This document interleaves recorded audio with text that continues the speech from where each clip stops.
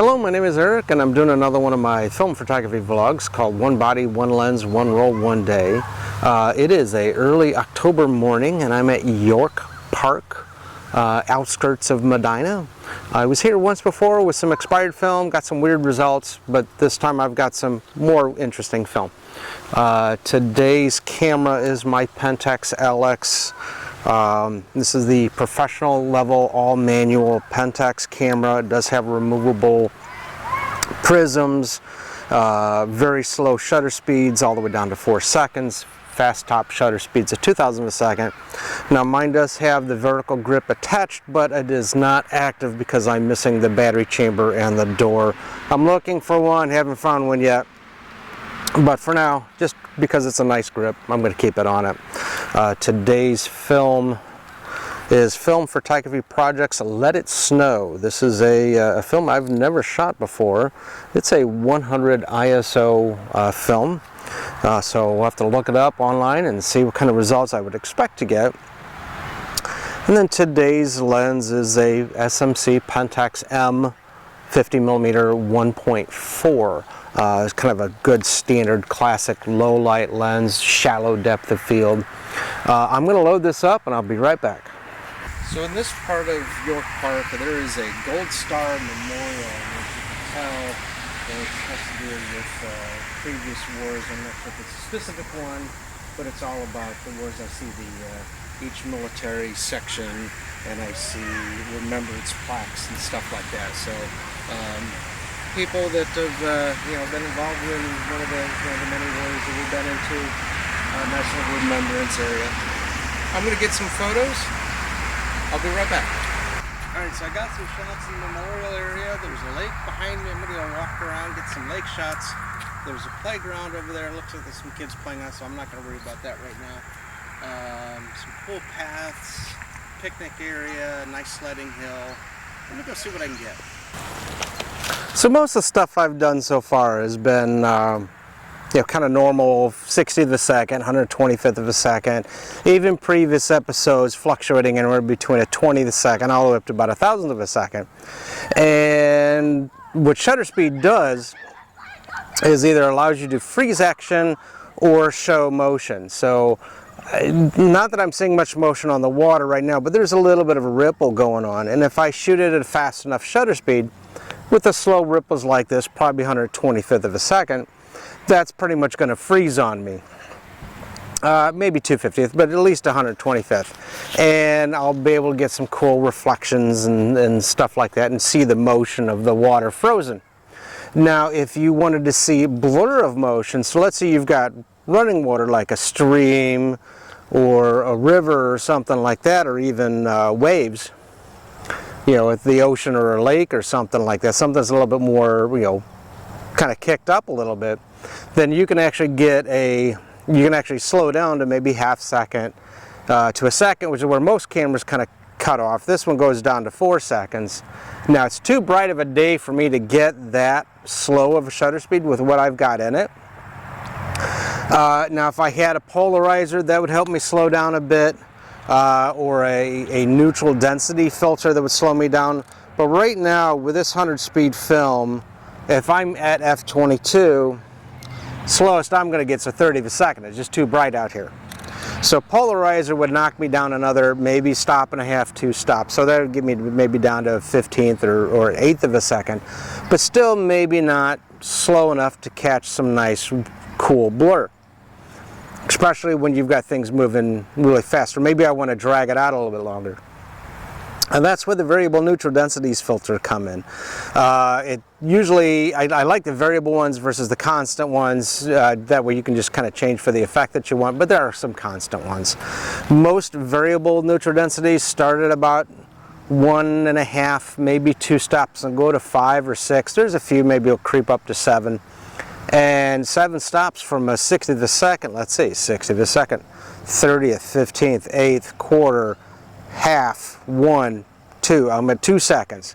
Well, that's almost as slow as this camera can go timing itself.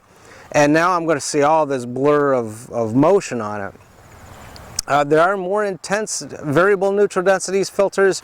I've seen some extreme ones that'll start at 5 and go to 12 if you really want to drag that out, or it's a very bright sunny day. Maybe you just want to really see some drag of motion while keeping everything else still. Play with them, see what you get. Right here, I don't have my variable one with me, even though it's a big one. I could have held it in front. But I'd have to be on a tripod and everything, and that stuff I didn't bring with me. Maybe next time I'll do that. All right, I'm on shot 19 out of a roll of 24, so I got about 5 or 6 shots left, depends upon what the camera and the film give me. I'm going to keep walking around this little pond. Let me see what I can get. I might have to come out of here with a longer lens. I just saw a couple of bluebirds, or blue jays, one of those bluebirds. There's like 3 or 4 of them hanging around, so might be a good spot to catch some birds. Not a bird guy, but if you are, this would be a cool place to maybe try to catch some. But again, I just have my standard 50. I probably need something like a 300 or 400 to kind of get them. They're up in the tree over there. Way too far for me to even get with this one. All right, about 3 more shots left. Let me see what I can get.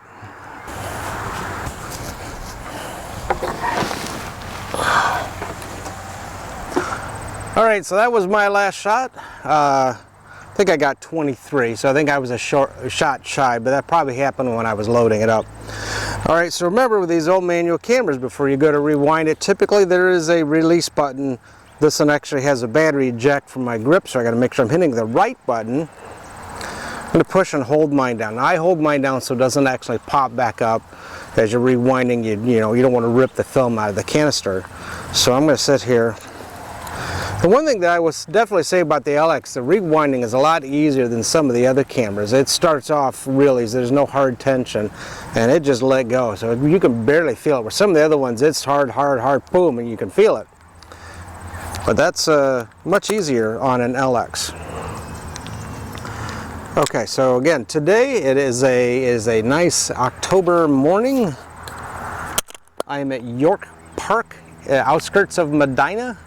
I'm using the Pentax LX camera, their professional level 35mm manual SLR, very similar to a Canon F1 or a Nikon F3, in that high-end caliber, but a lot smaller of a package. That was very well respected for their size.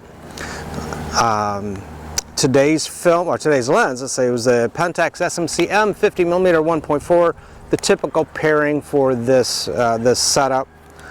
I do have the motor drive, but motor drive does not have the battery chamber, so I was not using the motor drive. I'm looking for one, but it's taking me some time. Today's film was the film photography project Let It Snow.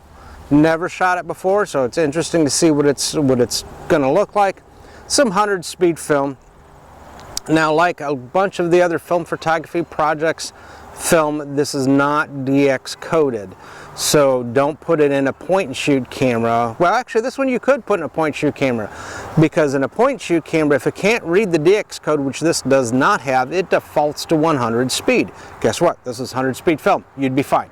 Okay, some of the other film photography project stuff like slow black and white or Sonic, or some of the other ones are different speeds, and knowing that your camera defaults to 100 most point shoots is not really great for it. Now, if you've got a manual camera or an automatic SLR, or even the few point shoots that had ISO override or maybe exposure comp adjustments, maybe you could fake it with an exposure comp, or just override, set it to the correct ISO with the ISO override. Alrighty, photos will be posted at the end. Feel free to give them a thumbs up if you like them. Feel free to comment on your experience with the Pentax LX or any other Pentax camera, or even the film photography project film. Or just let me know what camera you shoot, because I might say, cool, that's a cool camera. Let me go see if I can find one and go shoot it myself. I got a couple more on the lineup. I got some interesting films on the lineup too, but I'm starting to run low on my cameras. So I got to go find some more collections. All right, thanks for watching. Oh, feel free to subscribe. New episodes come out about every Friday, Saturday. plus bonus episodes every now and then. I did one I did an oops episode where either the camera stopped recording or I accidentally deleted the video. I've got like 4 different series of films in one episode. You can go check out that oops episode if you want to see kind of like 4 episodes smashed into one and just me explaining where I was and stuff like that. There was a cool Nikon point and shoot in that mess. All right, thanks for watching. We'll see you next episode.